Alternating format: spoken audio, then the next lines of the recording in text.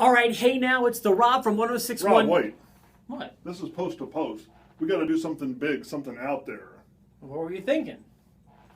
Ladies and gentlemen, boys and girls, children of all ages, Town Square Media and 1061 KISS FM proudly bring to you your podcast champions of the world. He's the R to the O to the B. I'm STEVE. We are your hosts with the most, bringing you everything wrestling related from post to post.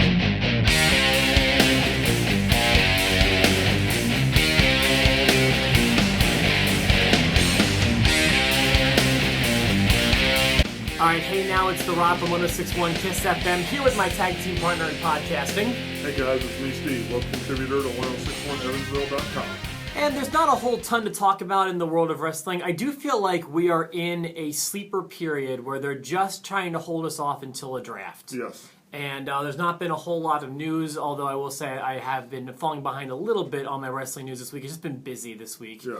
I figured let's just have a topic. Let's have a topic video this week. And I think people like these, and we've got another Remember When that I'm excited to get to. For example, Steve, do you remember blue mats with red, white, and blue ropes? I do. Just those blue mats. And that perfect shade of blue with the red, white, and blue. I just miss that time. Yeah, that's nostalgia. Exactly. When I think of nostalgia, I just think of that setting with the lighted WWF symbols flying around and just stuff like that. I get misty-eyed sometimes. Yeah. Hey Rob, do you remember when wrestlers had pets? Some wrestlers did have pets. I remember Matilda, Damien, Pepper. Frankie, yep. Frankie, Pepper. What other pets can we think of? I know Bad News Brown had his rats that were actually possums. Okay, sure. Yeah, there were a lot of great pets back in like the rock and wrestling era. Yeah. Nobody has a pet today. I'd like to see a nice pet. Do you remember Jim Dotson? The name sounds familiar.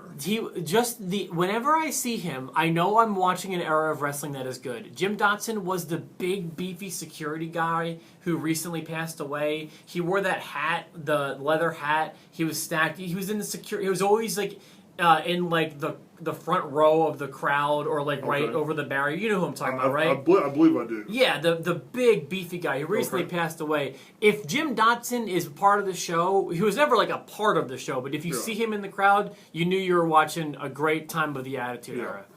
Yes. What do you got next? Oh, you want me to go again? Yeah. When Superstars was on Fox. Remember when Superstars was on Fox? Now it is such a filler show. No one cares about. No one watches it. Even I was at a Superstars we were at a Superstars taping when SmackDown has come here. Yeah. I still can't. I gotta go on the network and watch it, but it was like on a 2-week delay. Like forget this. I can't watch Superstars. Yeah. Rob, do you remember when wrestlers had foreign objects or hidden objects in their trunks? Oh yeah, when they would hide things in their trunks. Like William Regal or Eddie Guerrero, the brass knuckle, or just that trinket that helped him get over. Yeah, sure. Hiding things in the trunks was a surefire move you were watching a heel, that's for sure. Do you remember when wrestlers' theme songs didn't need to have words in it? I hate words in my theme song. Everyone's theme song has words in it when I only need like American Dream and Shawn Michaels to have words in it. Yeah. I just like the most generic sound that you can just associate with a wrestler. You know? Yeah. I don't need all the lyrics, please. Speaking of that, did you know that Owen Hart's theme music was used on Saved by the Bell? Say this again? Owen Hart's theme music was used on Saved by the Bell. No, I need to know what you're talking about.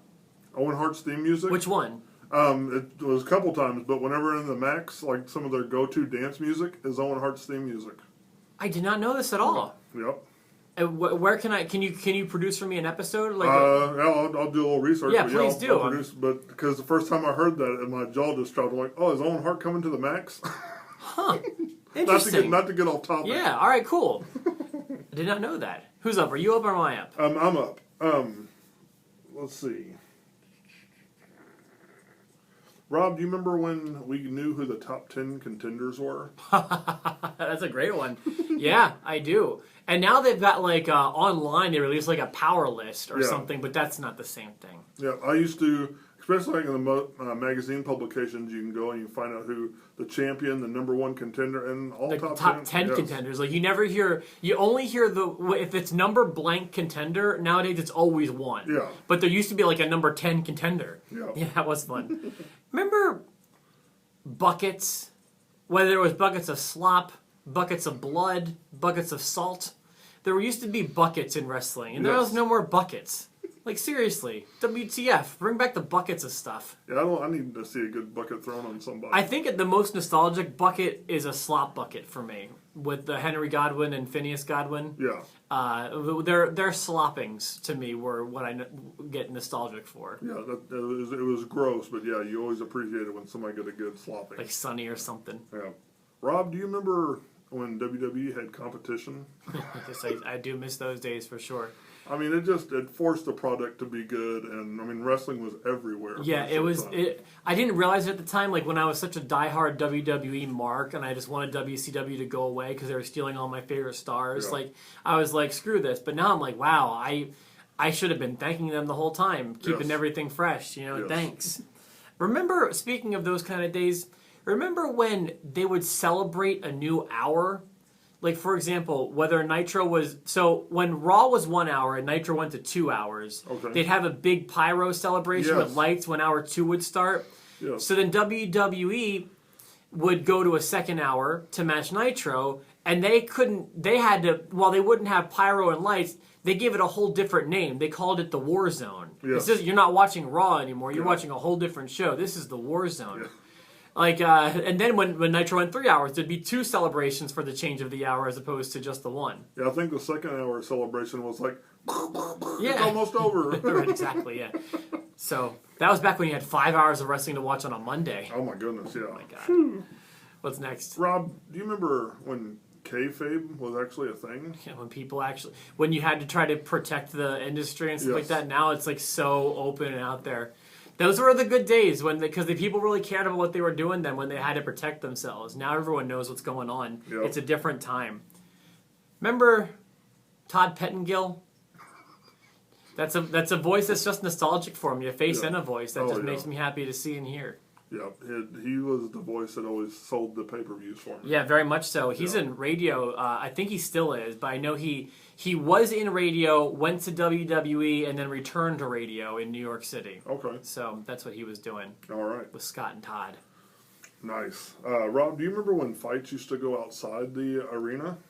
Oh, yeah, outside the arena when Falls would count anywhere, and sometimes, Al Snow would pin somebody in the Mississippi River or whatever. Yeah, or, fall down steps. Different bodies of water. But, fights don't ever go outside anymore. That's true. That's a very good point, Steve. This, I don't think I've said this one before, but remember the Blimp? The Blimp. Remember there was a blimp that used to float around the pay-per-views? Oh, inside the... Yeah. Yes, I do. There was a little blimp. Used to joke that one of the midget wrestlers would be flying the blimp.